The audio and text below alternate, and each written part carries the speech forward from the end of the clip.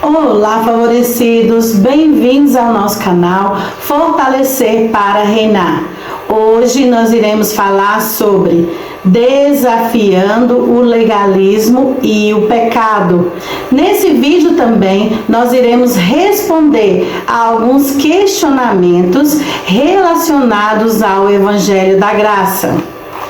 É um prazer mergulhar nessa jornada com você. Vamos explorar a profundidade desse oceano chamado graça, sobre a perspectiva da obra consumada de Cristo, aquela que nos liberta do peso da performance e nos coloca no destaque de Deus.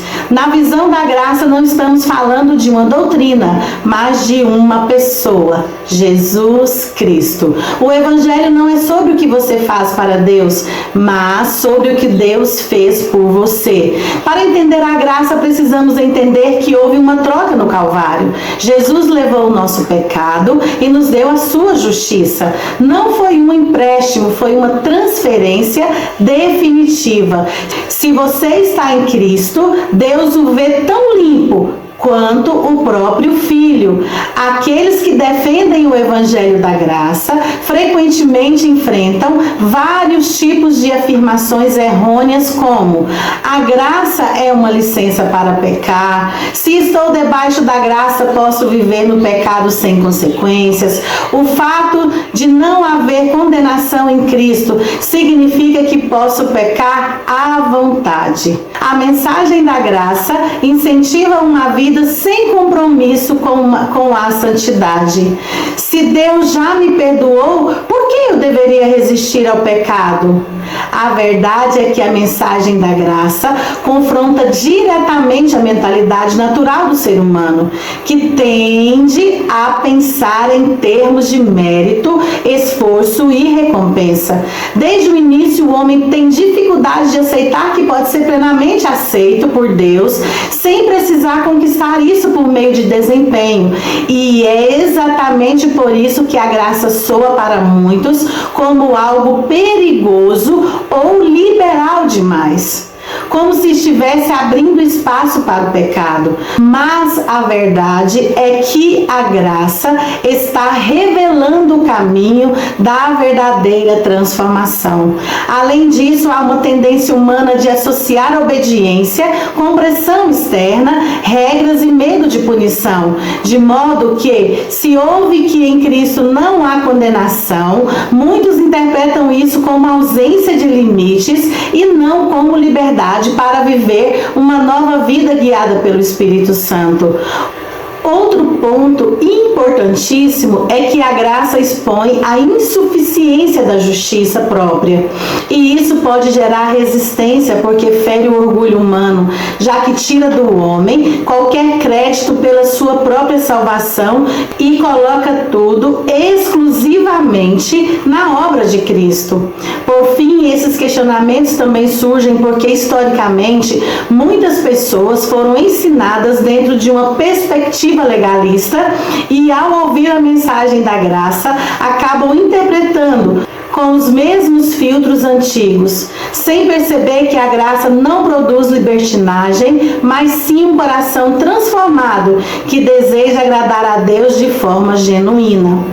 Para entender o termo libertinagem dentro da perspectiva teológica progressiva e profunda, precisamos definir a palavra não apenas como um erro moral, mas como um erro de identidade. No entanto, o segredo que o legalista não entende é que a libertinagem e o legalismo são filhos da mesma mãe, a carne. A libertinagem é o uso da liberdade cristã como uma plataforma para satisfazer os desejos do ego, ou seja, os desejos da carne, em vez de viver na realidade do Espírito Santo. Enquanto o legalista tenta domar a carne com regras, o libertino decide mimar a carne com desculpas. Ambos estão focados na carne. A graça, por outro lado, ignora a carne e foca em Cristo, o que acaba por santificar a pessoa de dentro para fora. A diferença entre libertinagem e liberdade é essencial para compreender corretamente o Evangelho da Graça. Liberdade, à luz do Evangelho, é viver sem condenação, sem culpa e sem o peso da lei, mas, ao mesmo tempo, guiado pelo Espírito Santo e pela nova natureza que recebemos em Cristo. É a capacidade de viver de forma alinhada com Deus, não por obrigação externa, mas por transformação interna, onde o coração, agora regenerado, deseja naturalmente aquilo que agrada ao Senhor. Já a libertinagem é o uso distorcido dessa liberdade, onde a pessoa ignora a transformação interior e passa a viver segundo os desejos da carne, usando a graça como desculpas para permanecer em práticas que não refletem a nova identidade em Cristo. A verdadeira liberdade não é fazer tudo o que se quer, mas viver de acordo com quem você se tornou em Cristo. Enquanto a libertinagem é viver como se nada tivesse mudado. Em outras palavras, liberdade é ser livre do pecado. Libertinagem é ser escravo do pecado achando que é livre.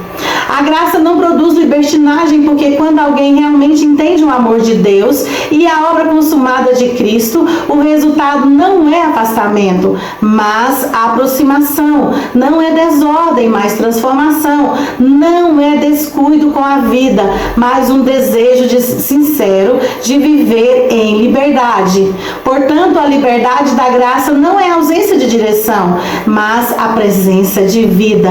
Uma vida guiada pelo Espírito Santo, onde o amor de Deus se torna a motivação maior para viver de forma que o honre. Se você pregar a graça e ninguém te acusar de estar dando licença para o pecado, você provavelmente ainda não pregou a graça que Paulo pregou, pois ele foi acusado exatamente disso em Romanos 6.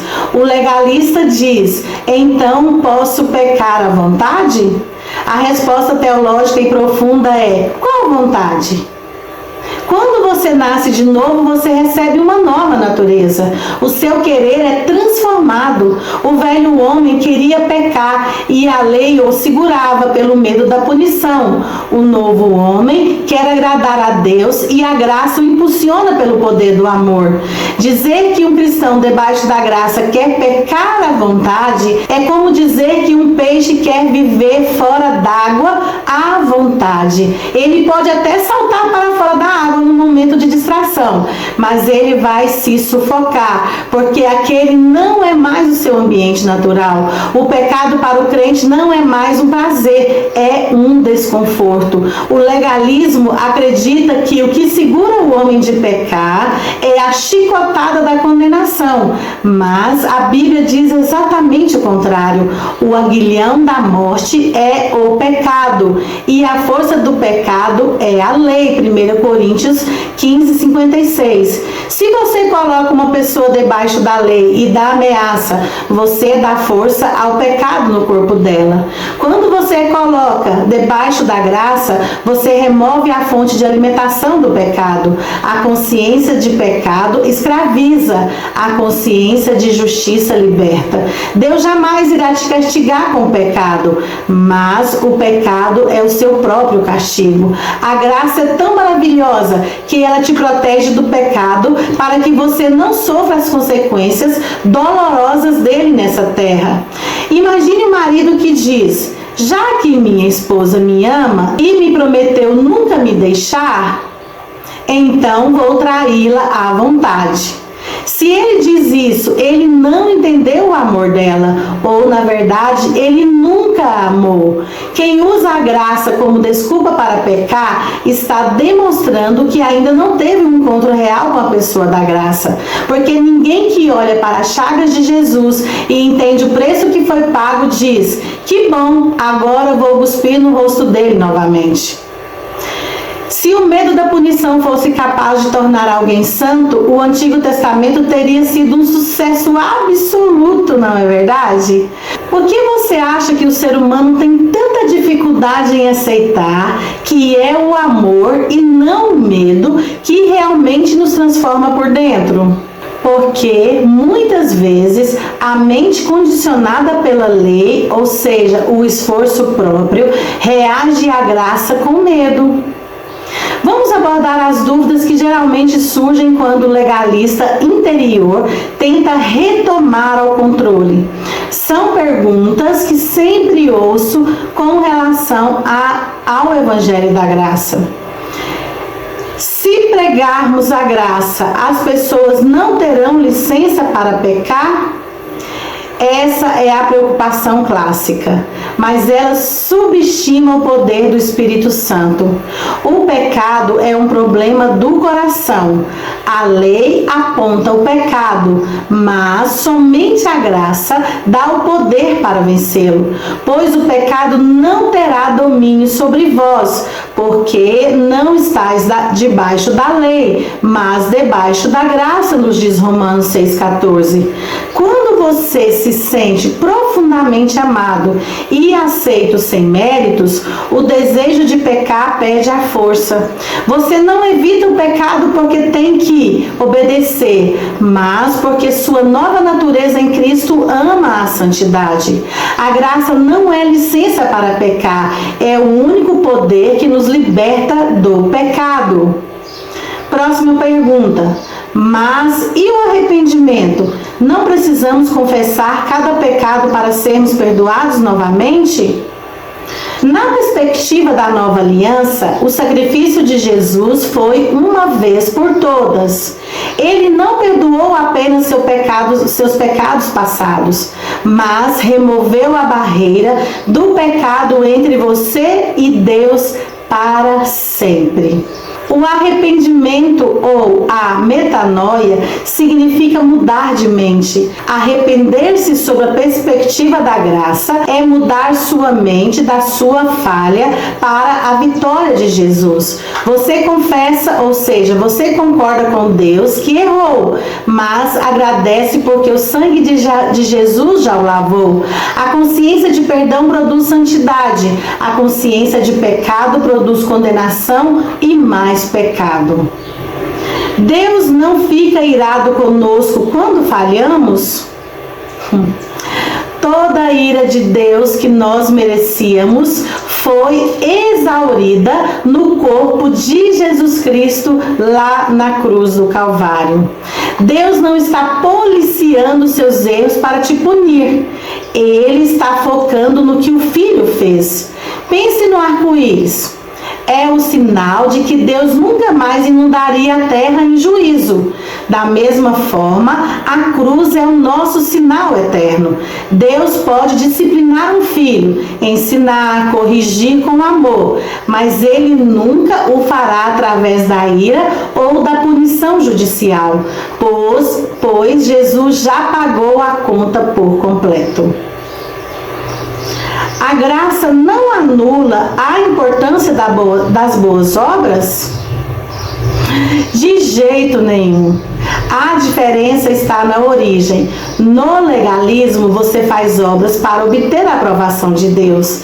É cansativo e orgulhoso. Na graça, você faz obras porque já tem a aprovação de Deus. É fluido e humilde.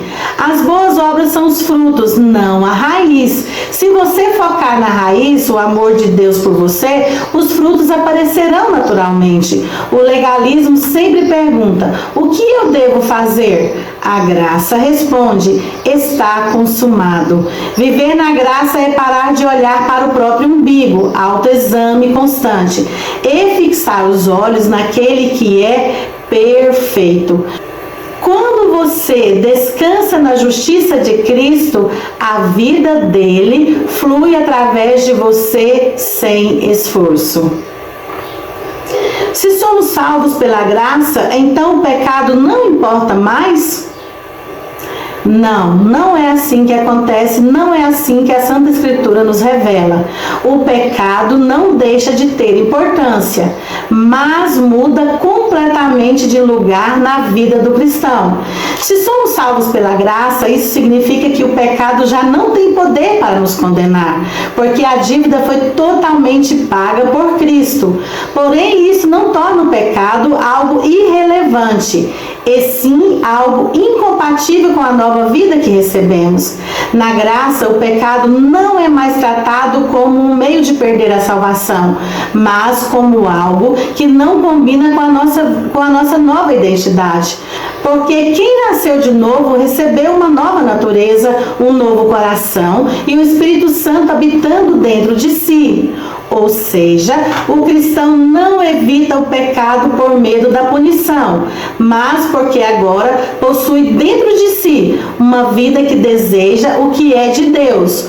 O problema do pecado deixa de ser apenas externo e passa a ser relacional, pois afeta a comunhão, sensibilidade espiritual. A graça não minimiza o pecado, ela revela o quanto ele foi sério a ponto de exigir a cruz. Mas também revela que o poder para viver uma vida transformada não vem do esforço humano, e sim da obra consumada de Cristo e da atuação do Espírito Santo. Portanto, o pecado não governa mais você, mas também não define mais quem você é. Na graça, você não vive livre para pecar, você vive livre do poder do pecado. Paulo responderia: que diremos, pois? Continuaremos pecando para que a graça seja ainda mais abundante? De modo nenhum, diz Romanos 6, do 1 ao 2. A graça não é permissão para pecar, é libertação do poder do pecado. Quem morreu com Cristo não quer mais viver para aquilo que o matou. Como então podemos vencer o pecado? Vencer o pecado, à luz do Evangelho da Graça, não começa com esforço humano, mas com revelação espiritual. A vitória sobre o pecado não vem de tentar lutar contra ele com mais força, regras ou disciplina, mas de compreender profundamente quem você se tornou em Cristo e permitir que essa nova identidade governe a sua vida. Primeiro você vence o pecado crendo na sua nova identidade. Você não é mais escravo do pecado, mas alguém que foi feito justo, nova criação e habitação do Espírito Santo. Quando essa verdade deixa de ser apenas um conceito e se torna convicção, o pecado perde o domínio, porque você já não se vê mais como alguém preso a ele. Segundo, você vence o pecado olhando para Cristo e não para si mesmo. Quanto mais você contempla o amor de Deus, a obra consumada na cruz e a sua aceitação plena, mais o seu coração é transformado de dentro para fora. A graça não te ocupa lutando contra o pecado, mas te atrai para uma vida maior do que o pecado. Terceiro, você vence o pecado andando no Espírito Santo. Isso significa depender do Espírito Santo no dia a dia, sensível à sua direção, permitindo que ele produza em você desejos, pensamentos e atitudes alinhados com Deus. Não é sobre tentar não pecar, mas sobre viver conectado com aquele que te conduz à vida. Quarto, você vence o pecado entendendo que não está mais debaixo de condenação. A culpa e a acusação não produzem santidade, apenas afastamento. Mas a segurança de que você já foi perdoado gera confiança para se levantar, continuar e crescer. Por fim, vencer o pecado é viver a partir de uma nova realidade. Você não luta para se tornar livre, você luta porque já é livre. A graça não te deixa mais fraco diante do pecado. Ela te posiciona acima dele, porque agora a fonte de sua vida não é mais a sua força, mas a vida de Cristo operando em você. Paulo responderia: o pecado não terá domínio sobre vocês, pois vocês não estão debaixo da lei, mas debaixo da graça, diz Romanos 6,14. Não é força de vontade que vence o pecado, é graça. O Espírito Santo produz no cristão aquilo que a lei apenas exigia. Podemos perder a salvação quando falhamos? Essa é uma das perguntas mais importantes e precisa ser respondida à luz da obra completa de Cristo. A salvação no Evangelho da Graça não é baseada no seu desempenho, mas na obra perfeita de Cristo. Portanto, ela não começa por mérito humano e também não se perde por falhas humanas. Quando você crê, você não entra em um contrato frágil que depende da sua perfeição, mas em uma aliança sustentada pela fidelidade de Deus, onde a sua posição diante dele é fundamentada na justiça de Cristo e não nas suas oscilações emocionais. Isso não significa que o pecado não tenha consequência na vida do cristão.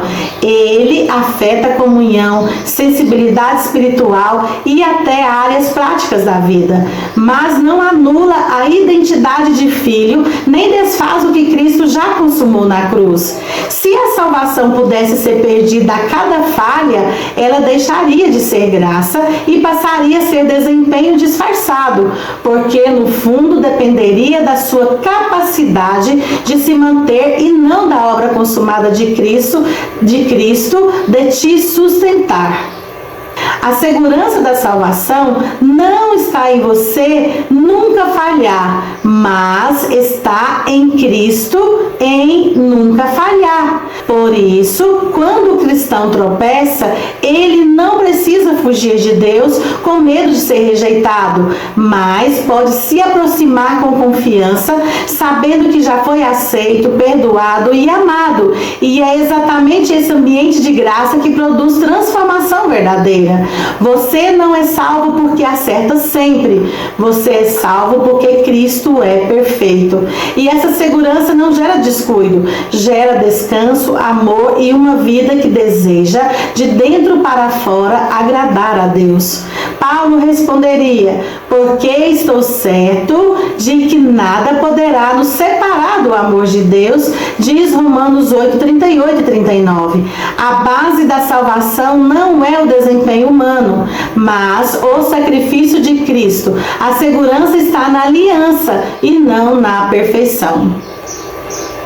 Se somos perdoados, por que sentimos culpa? A culpa pode vir de 3 lugares: da consciência, que precisa ser educada pela palavra, do acusador, que tenta nos aprisionar, ou do orgulho ferido, que não aceita precisar da graça. Nenhuma condenação há para os que estão em Cristo Jesus, nos diz Romanos 8:1. A verdade vence a culpa. A graça remove a condenação eterna, mas não transforma o pecado em algo inofensivo, porque toda prática contrária à sua nova natureza afeta sua comunhão com Deus, sua sensibilidade espiritual, sua paz interior e até áreas práticas como relacionamentos, emoções e decisões. Quando alguém nasce de novo, recebe uma nova identidade e o pecado passa a ser incoerente com quem essa pessoa se tornou. Por isso, mesmo que não haja condenação, há um impacto real, pois viver fora da verdade produz desgaste, confusão e perda de desfrute da vida em Deus. Além disso, a graça não apenas perdoa, mas também ensina, capacita e transforma, conduzindo o coração a desejar o que é correto. Então, usar a graça como justificativa para permanecer no pecado é não compreender a própria essência da graça. Ou seja, a graça te livra da condenação, mas não torna o pecado sem efeito. Então, a verdadeira graça não te dá liberdade para viver no pecado. Ela te dá poder para viver acima dele. Onde fica a santidade nessa mensagem da graça? A santidade na mensagem da graça não desaparece. ela é colocada no lugar certo. Na mentalidade da lei, a santidade é vista como um esforço humano para alcançar a aceitação diante de Deus. Já na graça, a santidade é o resultado natural de alguém que já foi aceito, justificado e transformado por dentro. Ou seja, na graça, a santidade não é a raiz da sua relação com Deus, mas o fruto dela. Quando você entende que foi feito justo, que já é amado, perdoado e unido a Cristo, algo começa a mudar internamente. O coração passa a desejar aquilo que antes não desejava e a santidade deixa de ser uma obrigação pesada para se tornar uma nova expressão da nova natureza. Por isso, a graça não reduz a santidade, ela a aprofunda. Por quê? A lei tenta controlar o comportamento por fora. A graça transforma o coração por dentro. Na graça, você não busca ser santo para ser aceito. Você vive em santidade porque já foi aceito. E é exatamente isso que torna a santidade mais genuína, porque ela não nasce do medo, da culpa ou da opressão, mas do amor, da identidade e da ação do Espírito Santo em você. Santidade na lei, esforço para alcançar. Santidade na graça, fruto de quem você já é. A graça não elimina a santidade, ela revela a única forma verdadeira de vivê-la. Se Deus já me perdoou, por que eu deveria resistir ao pecado? Essa pergunta é profunda e a resposta revela o coração da graça. Você não resiste ao pecado para ser perdoado. Você resiste porque já foi perdoado. Quando Deus te perdoa em Cristo, Ele não apenas cancela a culpa, mas também te dá uma nova identidade, uma nova natureza e o Espírito Santo habitando em você. Por isso, o pecado deixa de ser apenas uma regra quebrada e passa a ser algo que não combina mais com quem você se tornou. Resistir ao pecado não é uma tentativa de manter o favor de Deus, mas uma resposta ao amor que você já recebeu. Porque quanto mais você entende que é amado, aceito e justificado, mais o seu coração se inclina naturalmente para aquilo que agrada a Deus. Além disso, o pecado, mesmo perdoado, afeta áreas importantes da sua vida. Ele rouba paz, enfraquece a sensibilidade espiritual, gera consequências emocionais e relacionais e impede você de desfrutar plenamente da vida que Deus já te deu. Então, a motivação muda completamente. Na lei, você resiste por medo de perder. Na graça, você resiste porque já recebeu. Você não luta contra o pecado para conquistar algo. Você luta porque já possui tudo em Cristo. A graça não diminui o valor da santidade. Ela muda a motivação, tirando o peso da obrigação e colocando no lugar a resposta de amor, identidade e transformação interior. Viver pela graça enfraquece o temor a Deus? Não enfraquece. Viver pela graça não enfraquece o temor a Deus. Na verdade, o aprofunda e o torna mais verdadeiro. Isso acontece porque o temor, na perspectiva da graça, deixa de ser baseado em medo de punição e passa a ser fundamentado em reverência, amor e admiração por quem Deus é e por tudo que Ele fez em Cristo. Na mentalidade da lei, o temor muitas vezes está ligado ao receio de errar e ser castigado. Já na graça, o temor nasce da revelação do amor de Deus, o que gera no coração não afastamento, mas aproximação sincera. Quando alguém entende que foi totalmente perdoado, aceito e amado, o resultado não é descuido, mas um profundo respeito e desejo de não desprezar esse amor, porque o coração transformado não quer mais viver distante daquele que lhe deu tudo. Assim, o temor na graça não paralisa, ele alinha. Não é medo de Deus, é reverência por Deus. Não é fugir dele, é querer estar perto dele. Portanto, a graça não elimina o temor, ela remove o medo e revela um temor mais puro, que nasce do amor e conduz a uma vida de intimidade, honra e entrega verdadeira. Se tudo é pela graça, a obediência não desaparece. Ela muda de fundamento, de motivação e de natureza. Na perspectiva da graça, a obediência não é o meio para conquistar o favor de Deus, mas a resposta de alguém que já foi alcançado por esse favor.